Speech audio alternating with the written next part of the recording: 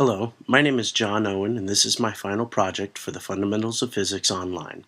My course director is Corin Rombach, and this is the Gravity of Videogames. We have all heard the quote from Sir Isaac Newton, "What goes up must come down," and on Earth that statement still rings true today. Oh, gravity works. In the world of video games, however, what goes up must come down is not always the case.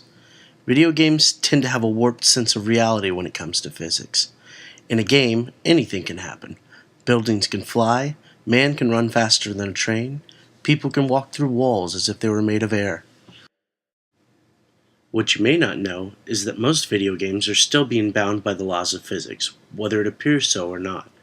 Most games we play today are built on video game engines that have specialized physics engines built into them. Physics engines handle everything from collision detection to real-time gravity calculations. There are many physics engines on the market today. Some you may have heard of, others you probably haven't. These physics engines run thousands of calculations a second to help achieve a sense of real-world physics in the gaming realm. Your computer isn't aware that a ball thrown into the air needs to return to the earth.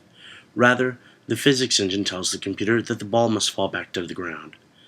Gravity is seen just about everywhere in video games. Gravity keeps your character from floating off the floor and into space. Physics engines are responsible for this. Some of the most spectacular effects in games have come when the developers have tweaked the values for gravity in their physics engine. Many a gamer will remember the first time they entered a zero-gravity room in Dead Space, and suddenly, gravity, or the lack thereof, was working against them.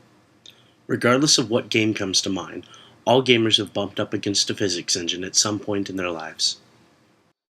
Gravity is not always perfect in games, and it doesn't need to be. Think back to playing Super Mario for the first time. Mario can jump much higher and further than a normal human being of his relative size.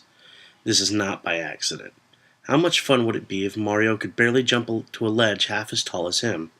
Without some modification to the physics algorithms that control Mario, the game would have been about crawling, and platformers may have never existed. Typically in a game, you'll find that gravity is always just a bit off. You can jump farther, and you can run a bit faster than you'd be able to in real life. That doesn't mean the physics engine is bad or isn't working. It's intentional. It adds to the fun, and it keeps you playing. Thank you for taking the time to watch this. You'll find my citations on the next few slides.